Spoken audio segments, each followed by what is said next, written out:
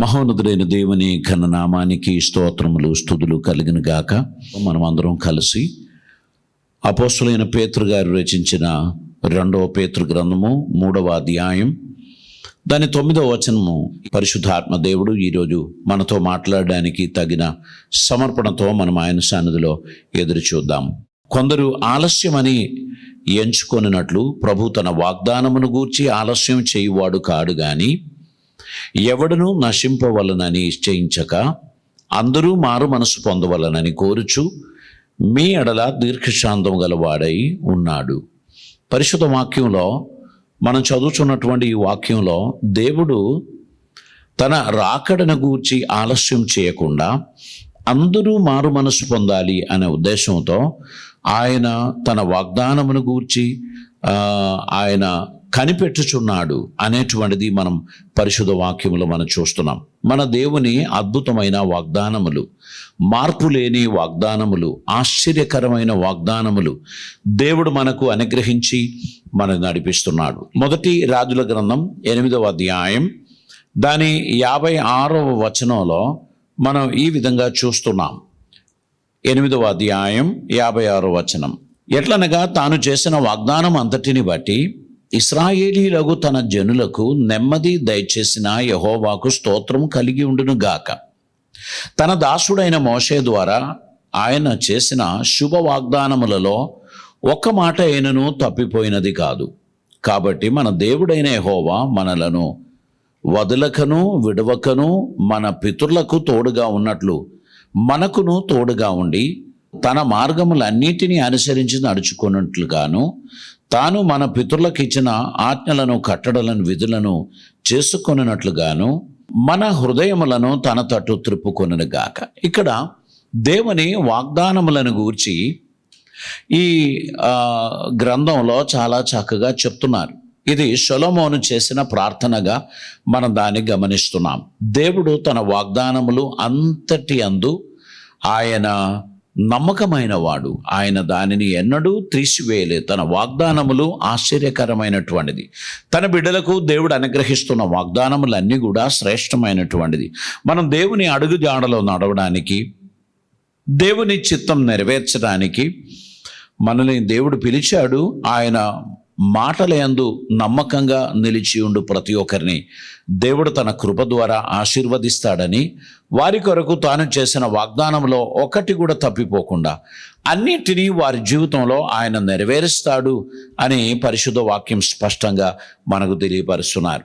రోమీలకు రాసిన పత్రిక 4వ అధ్యాయం దాని యొక్క 21వ వచనాన్ని ఈ సమయంలో మనం చదువుదామండి. రోమీలకు రాసిన పత్రిక 4వ అధ్యాయం 21వ వచనం. దేవుని మహిమపరిచి ఆయన వాగ్దానము చేసిన దానిని నెరవేర్చుటకు సమర్థుడని రూఢిగా విశ్వసించి విశ్వాసం వలన బలము నొందెను. దేవునికి స్తోత్రం. ఇక్కడ అవిశ్వాసం వలన దేవుని వాగ్దానములను గూర్చి సందేహింపక దేవుని మహిమపరిచి ఆయన వాగ్దానములు చేసిన దానిని నెరవేర్చుటకు సమర్థుడని రూఢిగా విశ్వసించి విశ్వాసం వలన బలము నొందెను అని రోమాపత్రికలో మనం చూస్తూ ఉన్నాం. దేవుడిచ్చిన వాగ్దానములు అన్నీ కూడా నెరవేర్చడానికి ఆయన నమ్మదగిన వాడు. ఈ మాటలు మనం విశ్వసించాలి. సందేహపడకుండా దేవుడు తన కార్యం చేస్తాడు అని విశ్వసించు తన బిడ్డల జీవితంలో దేవుడు అద్భుతమైన కార్యాలు చేస్తాడు. ఆయన గొప్ప దేవుడు, ఆశ్చర్యకరుడు. అద్భుతమైన కార్యములు మనకు అనుగ్రహించి మనం నడిపించుచున్నాడు గనక దేవునికి ఇష్టలుగా నడవడానికి మన జీవితాన్ని మనం సమర్పించాల్సినటువంటి అవసరత ఉంది. ఇంకా 2వ కొరింథీ పత్రిక 1వ అధ్యాయం దాని 20వ వచనం మనం చదువుతున్నప్పుడు దేవుని వాగ్దానములు ఎన్నైనను అన్నీయు క్రీస్తునందు అవునన్నట్లుగా ఉన్నవి గనుక మన ద్వారా దేవునికి మహిమ కలుగుటకై అవి ఆయన వలన నిశ్చయములై ఉన్నవి. దేవునికి స్తోత్రం. దేవుని వాగ్దానములు అవునన్నట్లుగా ఉన్నది. అవి ఏవి కూడా తీసివేయబడలేదు. ఆయన తన వాగ్దానముల కొరకు ఎంతో జాగ్రత్త కలిగి నిలబడ్డాడు. వాటన్నింటినీ నెరవేర్చాడు.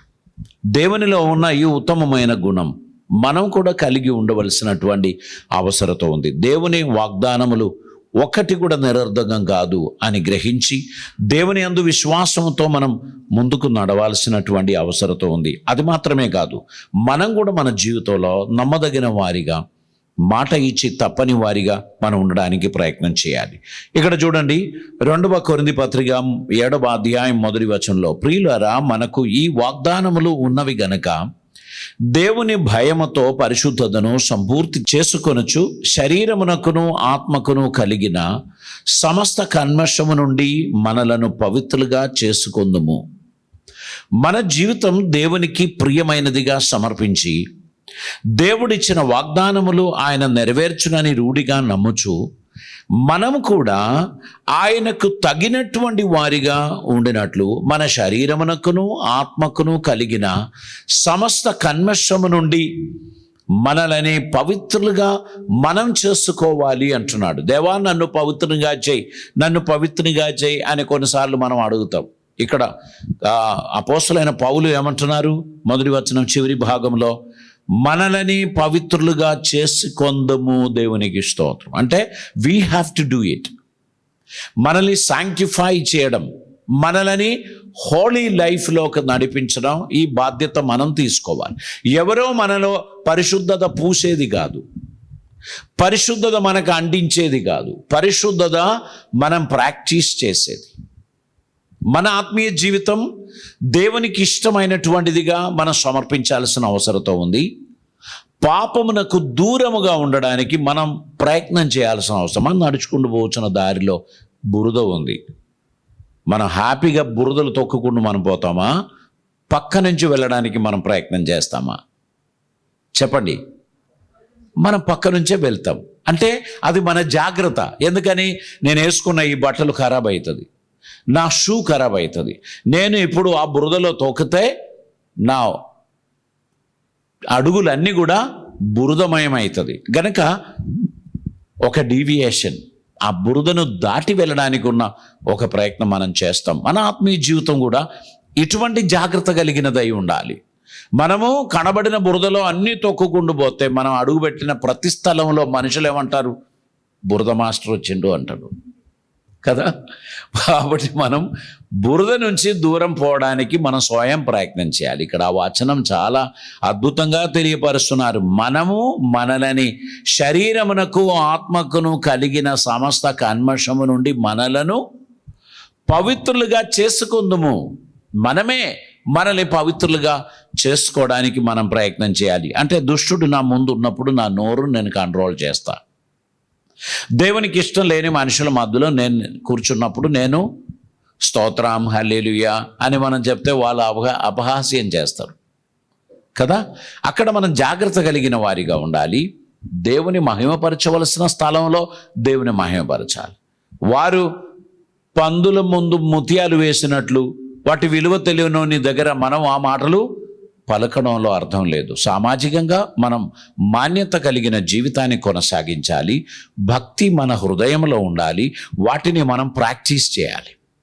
అప్పుడు మన ఆత్మీయ జీవితం ద్వారా ఇతరులు కూడా ఆశీర్వదింపబడడానికి అది కారణమవుతుంది. మన జీవితం ఇతరులకు మాదిరిగా ఉండడానికి తగినట్లు మన జీవితాన్ని దేవునికి మనం సమర్పించాల్సినటువంటి అవసరత ఉంది. 2వ పేతురు గ్రంథం దాని 1వ అధ్యాయం దాని 4వ వచనాన్ని మనం చదువుదామండి. 2వ పేతురు గ్రంథం 1వ అధ్యాయం దాని 4వ వచనం. ఆ మహిమ గుణాతిశయములను బట్టి ఆయన మనకు అమూల్యములను అత్యధికములైన వాగ్దానములను అనుగ్రహించి ఉన్నాడు.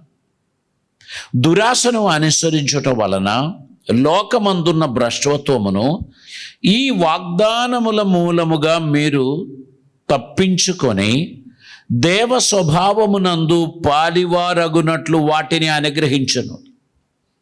దేవుడు మనకు పరిశుద్ధత ఎందుకు ఇచ్చారు? ఈ దుష్టత్వము నుండి తప్పించుకోవడానికే. బురద కనబడుతుంది, హ్యాపీగా నవ్వుకుంటూ పోయి బురదలో తొక్కేది ఎవరు? పందులు కదా. పందులను మీరు డండ్లప్ బెడ్ మీద కూర్చోబెడితే పడుకోబెడితే అది ఉండదు, అది బయటికి వచ్చి దానికి చాలా అనీసీగా ఉంటుంది. ఎక్కడైతే కాలువలు కనబడితే, ఎక్కడైతే బురద కనబడితే అది అందులో పోయి ఆనందిస్తారు. మనం చక్కగా ప్యాంటు షర్ట్ వేసుకొని లేక చీర ధరించుకొని మనం వచ్చి మనం నడుస్తున్న దారిలో బురద కనబడితే మనం అందులోకి పోవడానికి మనం ఇష్టపడము. ఇక్కడ బైబిల్ చాలా స్పష్టంగా చెప్తున్నారు, ఆ మహిమ గుణాతిశయములను బట్టి ఆయన మనకు అమూల్యములను అత్యధికములైన వాగ్దానములను అనుగ్రహించి ఉన్నారు. దురాశను అనుసరించుట వలన లోకమందున్న భ్రష్టత్వమును ఈ వాగ్దానముల మూలముగా మీరు తప్పించుకొని దేవ స్వభావమునందు పాలివారగునట్లు వాటిని అనుగ్రహించాడు. దేవునికి స్తోత్రం. కనుక దేవుడు అనుగ్రహించిన దేవ స్వభావం, ఆ దైవికమైన భక్తి, వాటికి పాలివారిగా ఉండడానికి మనం జాగ్రత్త కలిగి నడవాల్సినటువంటి అవసరత ఉంది. దేవునికి ఇష్టలుగా నడవాల్సినటువంటి అవసరత ఉంది. దేవుని చిత్తం నెరవేర్చవలసినటువంటి అవసరత ఉంది. ఆయన మనకు అనుగ్రహించిన తన కృపలన్నిటిని గూర్చి మన దేవునికి స్తోత్రం చెల్లించడానికి బద్దులమై ఉన్నాం అనేటువంటి విషయాన్ని మనము మర్చిపోకూడదు. మొదటి యోహాను పత్రిక 2వ అధ్యాయం దాని యొక్క 25వ వచనాన్ని మనం చదువుతున్నప్పుడు, నిత్య జీవము అనుగ్రహించుననిదియే ఆయన తానే మనకు చేసిన వాగ్దానం. దేవుడు స్వయంగా మనకిచ్చిన వాగ్దానం ఏంటి? తన్ను ఎందరు అంగీకరిస్తురో, అనగా తన నామమందు విశ్వాసం ఉంచుతారో వారికి అందరికీ దేవుని బిడ్డలు అగుటకు దేవుడు అధికారం ఇచ్చాడు. యేసుక్రీస్తు వలన మనకు అనుగ్రహింపబడిన స్వాస్థ్యం లేక వాగ్దానం నిత్య జీవము అనుగ్రహించునన్నదియే ఆయన తానే మనకు చేసిన వాగ్దానం. దేవుడు స్వయంగా మనకు చేసిన వాగ్దానాన్ని ఆయన నెరవేరుస్తాడు. మనం నిత్య జీవము గలవారమై ఉంటే ఈ లోకంలో మన జీవితం అయిపోవడం లేదు. ఇది లాజరు చనిపోయిన సమయంలో బథానియా గ్రామంలో దేవుడు చెప్పాడు, ప్రభు చెప్పాడు, మార్తతో చెప్పాడు, నేనే పునరుత్థానమును జీవమునై ఉన్నాను. నా యందు విశ్వాసం ఉంచువాడు మరణించినను తిరిగి లేస్తాడు. బ్రతికి నా యందు విశ్వాసం ఉంచువాడు ఎన్నటికీ మరణించడు అని ప్రభు చెప్పాడు. గనుక ఆయన మనకిచ్చిన నిత్య జీవం అనేది అది శాశ్వత కాలం మనము నివసించడానికి దేవుడు అనుగ్రహించినటువంటిది అని మనకు తెలియపరుస్తున్నారు. ఈ లోకంలో మనకు శ్రమలు ఉన్నాయి, కష్టాలు ఉన్నాయి, ఇబ్బందులు ఉన్నాయి. కానీ వాటి మధ్యలో మీరు విడవబడిన వారు కాదు అనేటువంటి విషయాన్ని మీరు గుర్తుపెట్టుకోవాలి. దేవుడు మిమ్మల్ని ఎన్నడూ ఎడబాయుడు అనే సత్యాన్ని మీరు అంగీకరించాలి. మీరు దేవునితో కూడా నడవడానికి మీరు తీర్మానం తీసుకుంటున్నప్పుడు మీ జీవిత యాత్రలో మీకు ఆయన సహాయమును, కృపను, దీవెనలను అనుగ్రహిస్తాడు. మీ అందరినీ ఆయన ఆశీర్వదించి గొప్ప చేస్తాడు. ఇక్కడ కీర్తనల గ్రంథంలోనికి మనం వస్తే 30వ కీర్తన దాని 5వ వచనంలో ఇటువంటి ఒక మాట మనం చూస్తున్నాం. కీర్తనకారుడు ఇలా అంటున్నాడు, ఆయన కోపము నిమిషం మాత్రం ఉండును, ఆయన దయ ఆయుష్కాలం అంతయు నిలుచును. సాయంకాలమున ఏడుపు వచ్చి రాత్రి ఉండినను ఉదయమున సంతోషము కలుగును. దేవునికి స్తోత్రం. దేవుడు మనకు అనుగ్రహించుచున్న వాగ్దానం ఏంటంటే, నేను మిమ్మల్ని విడువను, ఎడబాయను, మనతో కూడా ఉంటాడు. మనకు కష్టాలు రావచ్చు, ఇబ్బందులు రావచ్చు, సమస్యలు రావచ్చు, వేదనలు రావచ్చు, అవమానములు రావచ్చు, దూషణలు రావచ్చు. కానీ అవన్నీ ఫైనల్ కాదు, అవన్నీ మాయమైపోయేది. రాత్రి అంతా దుఃఖం ఉండదు. కొంతమందికి రాత్రి చాలా కలవరం, రాత్రి చాలా జ్వరం, రాత్రి చాలా అస్వస్థతలు, దగ్గు, అన్నీ రాత్రుల్లో వస్తుంది. పొద్దున లేవగానే వారు మళ్ళీ కామన్గా నార్మల్గా కనబడతారు కదా. ఇది సహజంగా మనకు కనిపిస్తుంది. మన అందరి జీవితంలో ఒక రాత్రి ఉంది, అందరి జీవితంలో ఒక ఉదయం ఉంది. ఈ రాత్రి మనకు చాలా భయానంగా అనిపిస్తుంది, మనకు చాలా కలవరంగా అనిపిస్తుంది, మనం ఒంటరిగా ఉన్నామేమో అని మనకు అనిపిస్తుంది. కానీ ఉదయం వచ్చినప్పుడు అందరూ కనిపిస్తూ ఉన్నారు, సూర్యుని వెలుగు మనకు తగులుతూ ఉంది, మనం చాలా హ్యాపీగా ఉంటాం. సాయంకాలం అయితే కొందరికి చాలా దుఃఖం, నిరాశ ఇవన్నీ వారి జీవితంలో కలుగుతాయి. గుర్తుపెట్టుకోండి, నీ జీవితంలో నీకు ఎదురవుతున్న ప్రతి పరిస్థితిలో కూడా దేవుడు నీకు తోడుగా ఉన్నాడు, అండగా ఉన్నాడు, అద్భుతం చేస్తాడు, నీకు సహాయం చేస్తాడు, నిన్ను ఆదరిస్తాడు.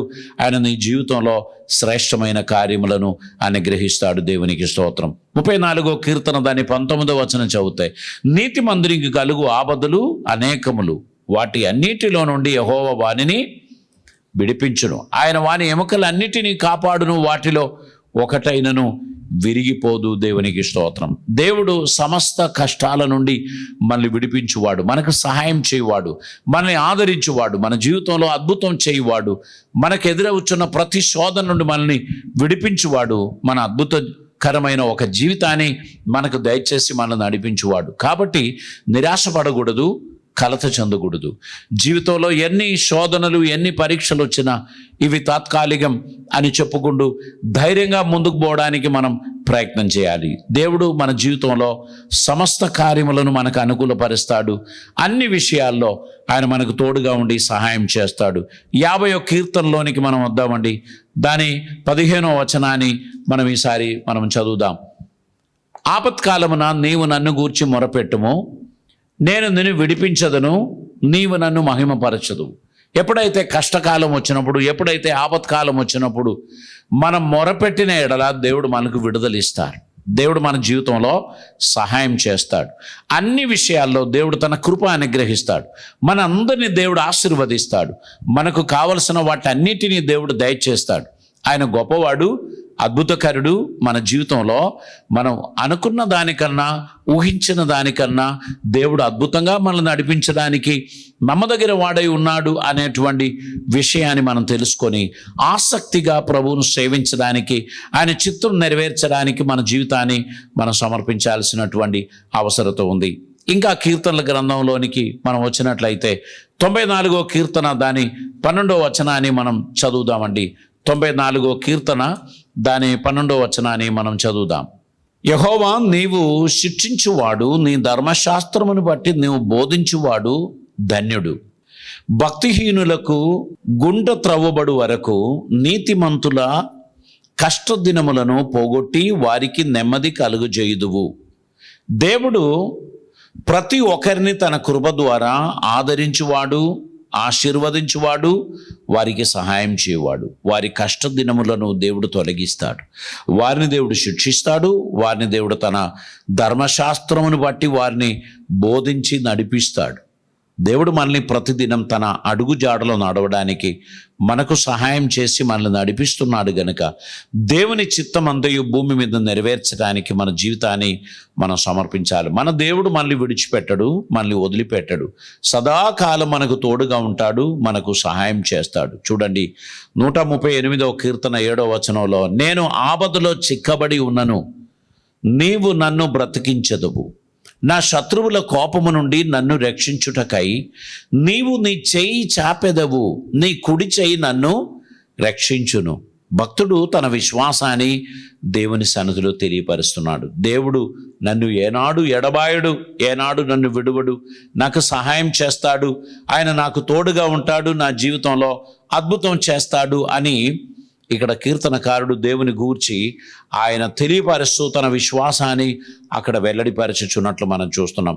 యెషయా గ్రంథం 43వ అధ్యాయం 2వ వచనం చదివినట్లయితే, నీవు జలములలో పడి దాటినప్పుడు నేను నీకు తోడై ఉందును, నదులలో పడి వెళ్ళినప్పుడు అవి నీ మీద పొర్లిపారవు, నీవు అగ్ని మధ్యను నడిచినప్పుడు కాలిపోవు, జాలలు నిన్ను కాల్చవు. దేవుడు అంటున్నాడు, నీవు జలములలో పడి దాటుచున్నప్పుడు నేను నీకు తోడై ఉందును, నదులలో పడి వెళ్ళుచున్నప్పుడు అవి నీ మీద పొర్లి పారవు. ఎంత అద్భుతమైన వాగ్దానం, ఎంత గొప్ప వాగ్దానం దేవుడు మనకిచ్చారు. నేను ఒంటరిగా ఉన్నాను, నాకెవరు లేరు, ఈ ఆపదలు నన్ను తీసుకొని పోతుందని నువ్వు అనుకోకూడదు. ఆపదలలో నిన్ను విడిపించడానికే దేవుడు నీకు తోడుగా ఉన్నాడు.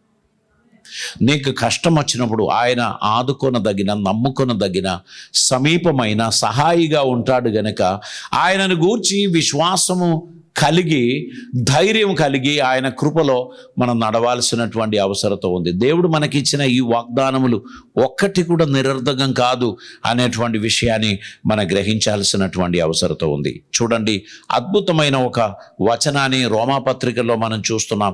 8వ అధ్యాయం 28వ వచనంలో మనం ఇలా చదువుచున్నాం, దేవుడు సమస్తమును తన యందు విశ్వాసం ఉంచుచున్న తన బిడ్డలకు మేలు కొరకు ఆయన సమకూడి జరిగినట్లు చేస్తున్నాడు అనేటువంటి విషయాన్ని తెలియపరుస్తున్నారు. 8వ అధ్యాయం దాని 28వ వచనాన్ని మనం చదువుదామండి. దేవుణ్ణి ప్రేమించు వారికి అనగా ఆయన సంకల్పం చొప్పున పిలువబడిన వారికి మేలు కలుగుటకై సమస్తమును సమకూడి జరుగుచున్నవని ఎరుగుదుము. ఇక్కడ దేవుడు ఏ కార్యం చేసినా మేలు కొరకే చేస్తాడు అని మనం విశ్వసించాలి.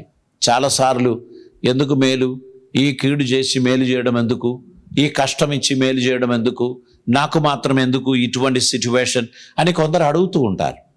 దేవుడు ఎవరికి సామర్థ్యం ఉందో వారికే అనుమతిస్తారు. సామర్థ్యం లేని వానికి దేవుడు ఆ కార్యం అప్పగించడు. నీకు స్తోమత ఉంటే నీ మీద బరువు ఉంచుతాడు. నీవు స్తోమత లేని వాడైతే నిన్ను వదిలేస్తాడు. నీవు స్తోమత కలిగిన వాడైతే నీకు రెస్పాన్సిబిలిటీ ఇస్తాడు. కొందరికి ఉత్తరవాదిత్వాలు మనకిస్తాం, ఈ పని మీరు చేయాలి అని చెప్పినప్పుడు వారికి ఏం పని లేదా? వారికి పనులు ఉన్నాయి, కానీ మనకు ఒక కాన్ఫిడెన్స్ ఉంది, ఈ పని వారే చేయగలుగుతారు. సో దేవుడు ఏదైనా ఒక కార్యం మనకు చెప్పుచున్నప్పుడు ఆయనకు మనపై ఉన్న కాన్ఫిడెన్స్తోనే ఆయన ఆ కార్యం చేస్తున్నాడు.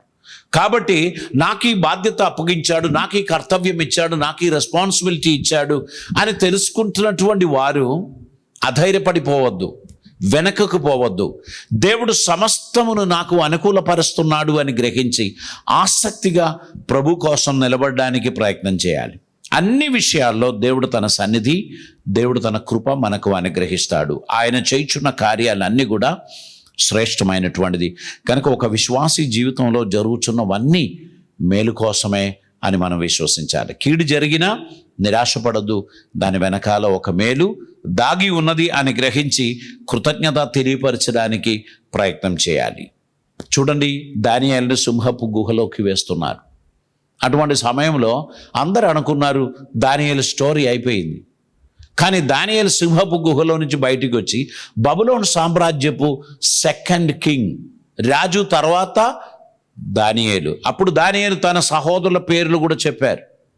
షడ్రక్ మేషక్ అబేదునగోలు 3వ స్థానంలోనికి వచ్చారు. దేశంలో 2వ స్థానం అనేది మన దేశంలో అయితే ప్రెసిడెంట్, దెన్ ప్రైమ్ మినిస్టర్ కదా. అలాగైతే దానియేలు బబులోను సామ్రాజ్యానికి ఏమైండు? ప్రైమ్ మినిస్టర్ అయ్యిండు. ఆయన సహోదరులందరూ కూడా రీజనల్ లీడర్స్గా ఏర్పాటు చేయబడ్డారు. చూడండి, ఆ దేశంలో బానిసలు వారు, స్లేవ్స్. కానీ వారందరూ ఇప్పుడు ఏమయ్యారు? రూలర్స్ అయ్యారు. బాంచన్ కాలు మొక్కుతా అని చెప్పవలసిన వారిని దేవుడు రూలర్స్గా చేశారు. నీ జీవితంలో ఔన్నత్యం ఇవ్వడం దేవుని చిత్తమే, కానీ నీకు వినయం, విధేయత ఖచ్చితంగా ఉండాలి. ఐఎమ్ సంథింగ్ అనేటువంటి ఒక భావం నీవు చూపిస్తే దేవుడు సైలెంట్ అయిపోతాడు. దేవా, నేను నీ పనికి అర్హుడని కాను, నేను నీ సన్నిధిలో విధేయత కలిగి ఉన్నాను, ఏ కార్యం అప్పగించినా నేను చేస్తాను ప్రభువా అని నమ్మకంగా చెప్తున్న వ్యక్తిని దేవుని సన్నిధిలో చూపిన నమ్మకత్వానికి బయట లోకములో రూలర్గా దేవుడు మార్చాడు. దేవునికి స్తోత్రం. ప్రభు కార్యం మన జీవితంలో నెరవేరడానికి తగినటువంటి సమర్పణ మన జీవితంలో ఉండాల్సినటువంటి అవసరత ఉంది. దేవునికి స్తోత్రం. తల్లు వంచుదాం, మనం ప్రార్థన చేద్దాం. పరిశుద్ధుడైన తండ్రి, కృపామయుడైన దేవా, నీకు వందనాలు. అద్భుతమైన నీ సన్నిధి కొరకై నీకు స్తోత్రం. నీ కృప ద్వారా మమ్మల్ని ఆదరించి ఆశీర్వదించినందుకు వందనాలు తండ్రి. నీ కాపుదల, నీ కృప, మీ దీవెనలు మాకు దయచేసినందుకు స్తోత్రం. మీ సన్నిధి మాకు దయచేసినందుకు స్తోత్రం. నీ కృప ద్వారా మమ్మల్ని ఆదరించమని, అద్భుతమైన కార్యములు మా జీవితంలో జరిగించమని ప్రార్థిస్తున్నాం. మీ సన్నిధి, సమాధానం సమృద్ధిగా మాకు దయచేయమని, నీ కృపలో మమ్మల్ని భద్రపరచమని, దుష్టు నుండి మమ్మల్ని తప్పించమని, అద్భుత కార్యములు మా జీవితంలో జరిగించమని, నీకు ఇష్టలుగా ఉండడానికి తగినట్లు మమ్మల్ని కరుణించి, ఆదరించి, దీవించి నువ్వు మహిమ పొందమని, సమస్త ఆశీర్వాదములు మా జీవితంలో జరిగించి నీ సమాధానంతో మమ్మల్ని నింపమని కృప ద్వారా మమ్మల్ని ఆదరించమని, ఈ రాత్రి కూడి వచ్చిన వారందరినీ దీవించమని, దూర ప్రాంతంలో ఉండి వాక్యాన్ని వీక్షించిన ప్రతి ఒక్కరిని ఆశీర్వదించమని తండ్రి, నీ రాకడ కొరకు మమ్మల్ని శుద్ధపరచమని, నువ్వు ఆలస్యం చేసినందుకు వందనాలు తండ్రి. మేము కూడా రక్షింపబడడానికి అది కారణమైంది. ఇంకను మా ప్రియులు కొందరు ఉన్నారు, ఇంకను మా రిలేటివ్స్, మా ఫ్రెండ్స్ కొందరు ఉన్నారు, వారికి కూడా ఈ రక్షణ భాగ్యం కలుగచేయి ప్రభువా. కృప ద్వారా మమ్మల్ని కరుణించి నడిపించుమని యేసు నామమున అడుగుచున్నాం పరమ తండ్రి, ఆమేన్.